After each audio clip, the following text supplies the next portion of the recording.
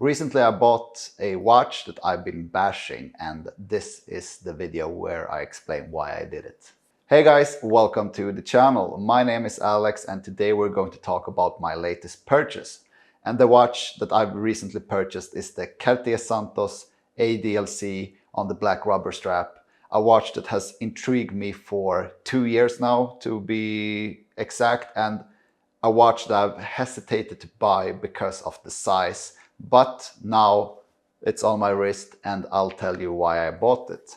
But before we start to talk about the watch itself, if you've seen any other of my videos, you maybe noticed that I'm more of a vintage guy personally, and especially when it comes to Cartier. And a couple of months ago, I did a video on the Cartier Santos with the blue PVD bezel that I'll leave a link up here, but also down in the description. And prior to that, I did a watch buying guide on the vintage Cartier Santos and also reviewed the full gold Santos or Massif. So I'll leave all the links to those videos down in the description. And in my recent video about the blue PVD Santos, I deemed it too big for my wrist. And I have a 16.5 centimeter wrist, or 6.5 inches. And for some reason, even though I told you guys I thought it was too big, I sit here now with my latest purchase on the wrist, which is in the same size. So since the introduction 2 years ago of this particular watch, the ADLC version of the Santos de Cartier in the large size, I have been a big fan of that specific watch because I think the all black color combination with the black rubber strap looks phenomenal. It's a sporty take on a quite elegant brand, and I mean, if you look at Cartier pieces throughout the years, we have very elegant watches, especially the tank. The Santos has always been the more sporty one, if we're not talking about the Santos Dumont. But this watch tends to appeal people that are generally not into Cartier. And I think that that is a very interesting point. So the watch itself, let's run through the base facts about it. It's a 39.8 millimeter wide case that is 47.5 millimeter long. So looking at the specs, it's not a terribly large watch. However, whenever I've tried it on in stainless steel and especially on the bracelet, I've always said it's too large and that I prefer the medium-sized Cartier Santos. The watch is also quite slim. It's about 9.4 millimeters in thickness, which is very slim for a sportier watch, I'd say. And it wears really comfortably on the wrist because it's a bit curved in its shape and everything just hugs the wrists very nicely. And even if you have smaller wrists like mine, that is 16.5 centimeters that I just mentioned, I think it still wears quite good. But the reason why I haven't said that in my previous videos is because when it comes in an all black case, the perception of the watch on the wrist is much smaller. And I believe that's the case for all black watches. They don't feel as large on the wrist. And that's also a fact when it comes to light or dark dials, that lighter dials has tendencies to feel and look bigger on your wrist. And here we have an all black watch, so that is something that makes this one a bit more wearable, I'd say. Other than that, we have a completely matte case with large polished bevels on the case sides that makes the watch play nicely in light. And also we have this beautiful and very comfortable black rubber strap that has this nice detail that I really like with the modern Santos de Cartier watches, and that is the screws in the first 3 links of the rubber strap. This is a touch that I think is very nice, and it just adds an extra dimension to the watch. For the crown, that is also black, of course. We have a black synthetic spindle in the crown. Everything is black with this watch except one thing, and that is the minute track and the white Roman numerals on the dial, as well as the luminova in the hands and the second hand.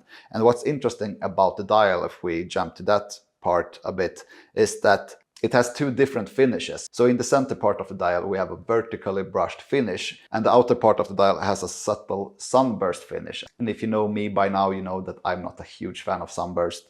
However, in this case, you barely notice it. So for the numerals, they are fully loomed, and this watch loom game is quite strong, I must say it. Super legible in the darkness. For the date at 6 o'clock, it's on a black background with white numerals, so everything blends in super nicely on this piece. What's also nice about the watch is that you have the quick switch system, so it's very easy to change between the rubber strap and the alligator strap that comes with the watch when you purchase it. It's complementary and it's super easy to change between the two. Me personally prefer the rubber strap 10 out of 10 times in comparison to the alligator strap. It's just because you have this super comfy strap with the nice touch with the screws, and the alligator strap just doesn't do anything for me, to be honest. For the buckle, we have this folding clasp with the trademark, I'd say, Cartier design. It's a clasp that you cannot mistake to be a clasp from any other brand in the world. So it's very Cartier and it's in stainless steel.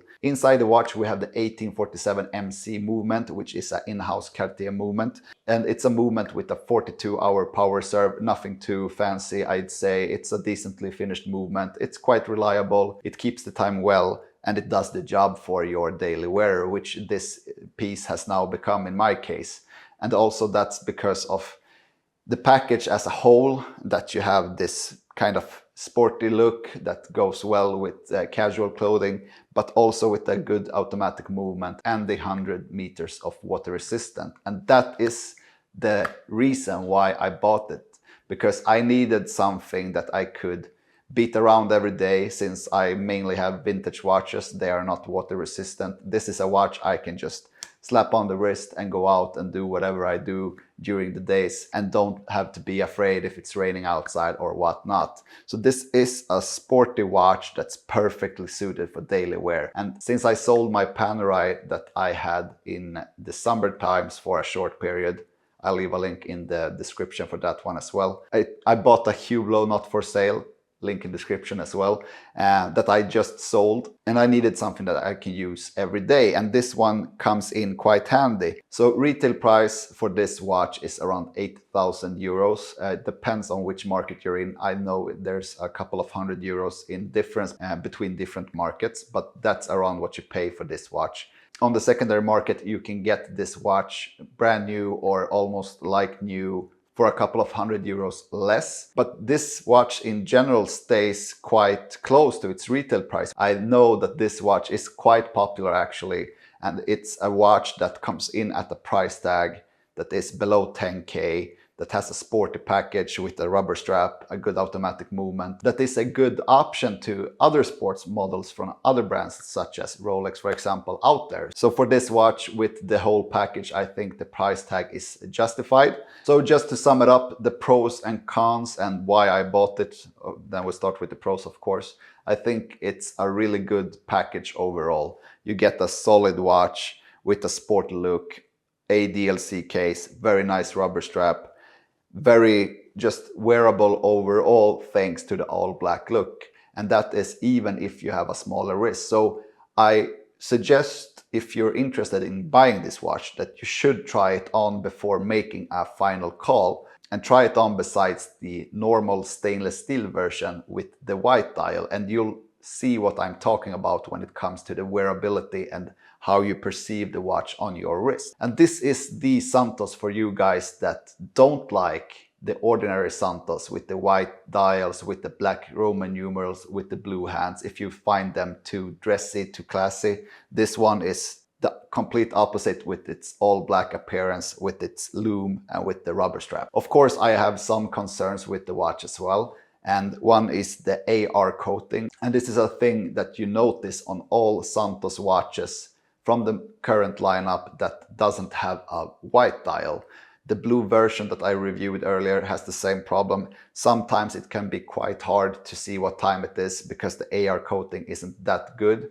I think on the black version I have on my wrist, it's not as obvious as on the blue version. This one is a bit easier to read. However, they should improve their AR coating. Also, a thing that I just noticed after purchasing this watch is that when I go outside and it's a bit chilly, I would need an extra hole in the rubber strap. And I'm not sure there is a smaller option on the rubber strap from Cartier. I'd make sure to look into that, but as of right now, I haven't heard anything, and I believe that all the rubber straps are one size, so probably would need to make an extra hole in my strap. Probably won't. I'll just live with it, I believe, because they are a couple of €100 to purchase a new one, so I don't want to mess anything up for the future if I decide to part with this watch for some reason. But right now, I think it really has a purpose in my collection as the daily beater, so to say. So yeah, now I've been talking for a couple of minutes, and I'm obviously trying to convince myself that this watch looks really good on my wrist, but I do believe that it does, and I do believe that since the all black look, it doesn't wear as big as the other watches from the Santos family in the large size. But guys from Cartier, if you're listening, still release this one in the medium size, please. All right, guys, that's it. Let me know in the comments what you think about this watch. Is it a watch for you? Do you like this all black look? What is your take on this piece in general? Don't forget to hit the thumbs up to this video, subscribe to the channel. It would mean a lot to me if you helped it grow, and I'll see you guys next time.